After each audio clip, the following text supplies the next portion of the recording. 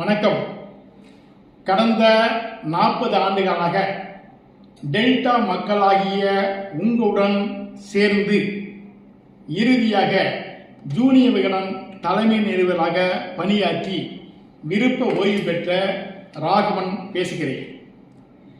தமிழ்நாட்டின் வளர்ச்சி மற்றும் நம் தலைமுறையின் வளர்ச்சி குறித்த முக்கிய செய்தி ஒன்றை உங்களுடன் பகிர்ந்து கொள்ள விரும்புகிறேன்.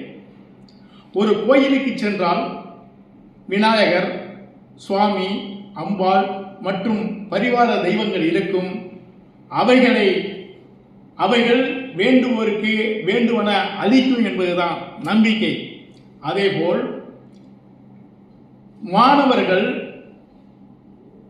ஒரு பள்ளிக்கு சென்றால் அவர்களுக்கு கல்வி மட்டுமல்லாமல் மற்றும் எல்லா கலைகளையும் கற்றுத்தரும் ஒரு கல்வி கோயிலாக மயிலாடுதுறை அழகு ஜோதி அகாடமி சிபிஎஸ்இ பள்ளி விளங்குகிறது என்றால் அது மிக இல்லை.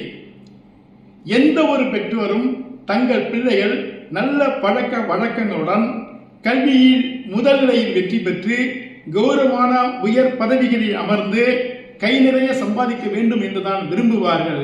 அப்படி விரும்புகிற பெற்றோருக்கு இருக்கும் ஒரே சாய்ஸ் மயிலாடுதுறை அழகு ஜோதி அகாடமி சிபிஎஸ்இ பள்ளிதான்.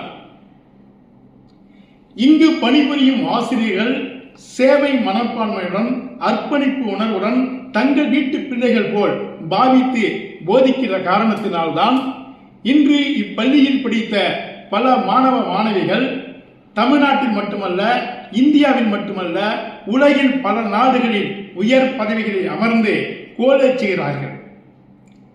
எனவே உங்கள் பிள்ளைகளின் எதிர்காலம் நலன் கருதி, உங்கள் பிள்ளைகளின் வளர்ச்சி கருதி, உங்கள் பிள்ளைகளுக்கு நல்ல ஒரு கல்வியை, நல்லதொரு வாழ்க்கையை, நல்லதொரு எதிர்காலத்தை அமைத்து தர வேண்டும் என்று விரும்பினால் நீங்கள் மயிலாடுதுறை அழகு ஜோதி அகாடமி சிபிஎஸ்இ பள்ளியை தேர்ந்தெடுங்கள் என்று கூறி விடைபெறுகிறேன்.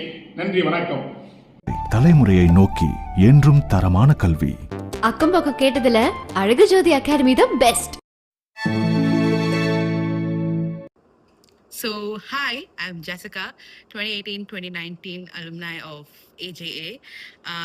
So, just a throwback time. Back in 2014, I came to India, Mailadurai, which is my hometown, to pursue my secondary school. And my mom was in this search of, trying to find the best CBSE schools across Mailadurai, like in Trichy, in Chennai, and stuff like that. And she figured out AJA.